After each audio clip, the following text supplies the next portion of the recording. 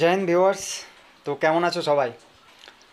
আশা করি ভালো আছো অ্যান্ড আমিও ভালো আছি।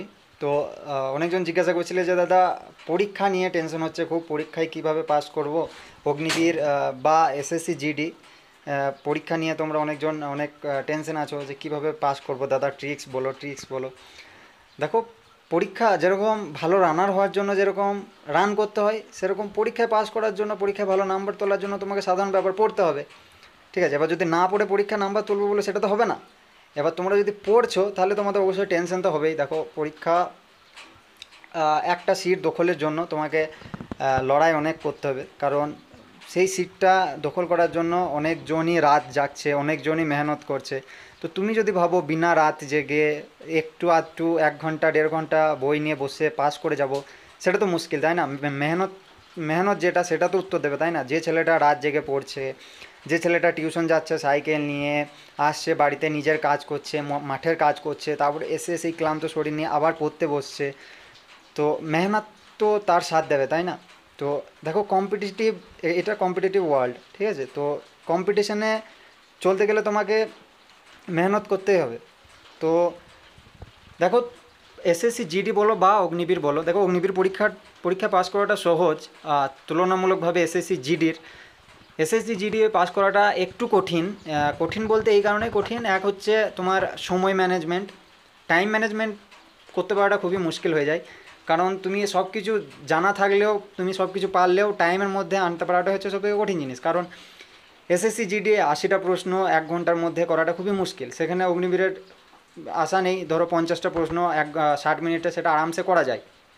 এবং প্রশ্নর কোয়ালিটিটাও একটু লো কোয়ালিটি হয় অগ্নিবীরের। অ্যান্ড এসএসসি জিডিও যে খুব হার্ড হয় ওরকম বিষয় না। কিন্তু এখন তোমরা যেটা করবে সেটা হচ্ছে, দেখো তোমরা প্রথমে একদম স্ট্যাটিকভাবে সিলেবাস ওয়াইজ তোমার এসএসসি জিডি সিলেবাস দেখে নাও, অগ্নিবীরের সিলেবাস দেখে নাও। ম্যাথ যেগুলো আছে, ম্যাথ একদম স্ট্যাটিকভাবে তুমি সিলেবাস ওয়াইজ প্রত্যেকটা চ্যাপ্টার কমপ্লিট করো, ঠিক আছে?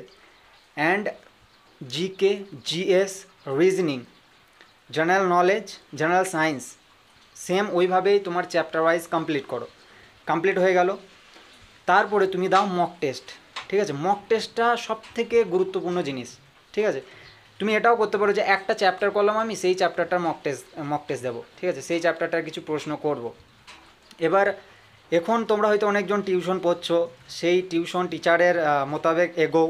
অবশ্যই কোনো টিচারই খারাপ নয়। কেউ ধরো অনলাইনে ব্যাচ কিনে রেখেছো, অনলাইনে ক্লাস করছো, সেটাও ভালো জিনিস, তোমরা লেগে থাকো। বাট সেটা লেগে থাকার পাশাপাশি তোমাকে নিজেকেও করতে হবে, কারণ অনলাইন ক্লাস আর অফলাইন ক্লাসের মধ্যে একটু পার্থক্য আছে। আর কেউ যদি কোচিংয়ে আছো, দেখো কোচিং খারাপ সেটা বলবো না আমি, ঠিক আছে? কোচিংয়ের টিচারদের সঙ্গে অ্যাটাচ থাকো, তোমার যে ডাউট সেগুলো শিক্ষকদের কাছে আহ, নিয়ে যাও এবং ডাউটগুলো ক্লিয়ার করো। তো সবথেকে গুরুত্বপূর্ণ যে বিষয় সেটা হচ্ছে তোমার নলেজকে টেস্ট করতে হবে তোমাকে, যে আমি এটা পড়লাম, কারণ তুমি ধরো দীর্ঘ সময় পড়েই গেলে আর রেজাল্টের সময় রেজাল্ট আসছে না। অনেকজন এরকম বলে যে দাদা পড়ছি কিন্তু রেজাল্ট আসছে না।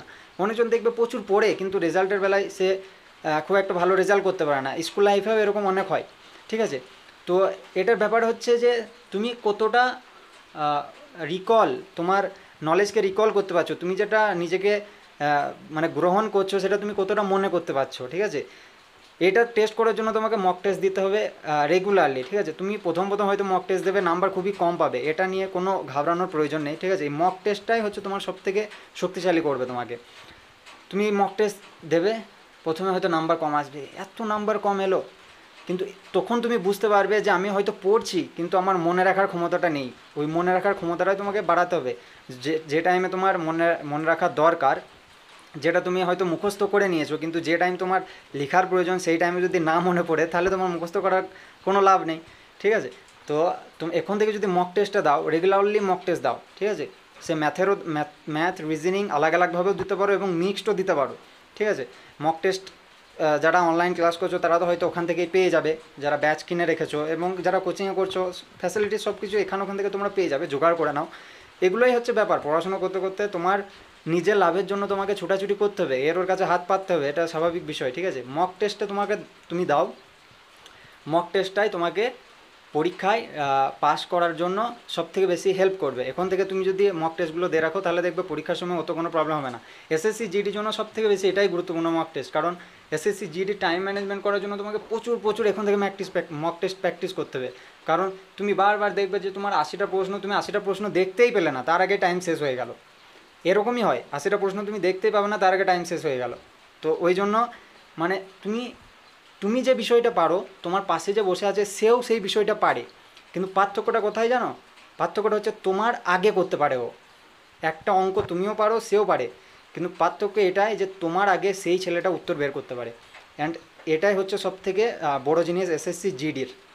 ঠিক আছে, এসএসসি জিডি এবং ডাব্লিউবিপিরও এরকমই, তোমার টাইম ম্যানেজমেন্ট করতে পারতে হবে। তুমি শুধু জানলে হবে না, কারণ এখন জানে সবাই, টাইম ম্যানেজমেন্টের ব্যাপারটা তোমাকে বুঝতে হবে। ঠিক আছে, তো দেখো, পড়াশোনা তোমাকে করতে হবে, এটা স্বাভাবিক। তুমি নিজের ঘরের চিন্তা করো, তোমার নিজের স্বপ্নকে নিয়ে ভাবো। ঠিক আছে, 1 বছর হয়তো সব কিছু বন্ধ করে দাও, নিজের আরাম আয়েসি যেগুলো এনজয়, একটু দূরে থাকো, একটু মেহনত করো, একবার সেটেল হয়ে যাও, তারপর যা ইচ্ছা তাই করবে। ঠিক আছে, এই ভেবে নিজেকে নিজে মোটিভেট করো। ঠিক আছে, কেউ অন্যকে মোটিভেট করতে আসবে না, আর ও মোটিভেটে কোনো কাজও দেবে না। তো প্র্যাকটিস করো, যারা সিলেবাস কমপ্লিট করে ফেলেছো খুবই ভালো, তোমরা সেগুলোকে আবার প্র্যাকটিস করো। অ্যান্ড মক টেস্ট দাও, রেগুলার মক টেস্ট দাও। আর যারা এখনও কমপ্লিট করতে পারোনি, আমি বলবো আগে ভালোভাবে কমপ্লিট করো, তারপরে ভালোভাবে মক টেস্ট দিতে লাগবে।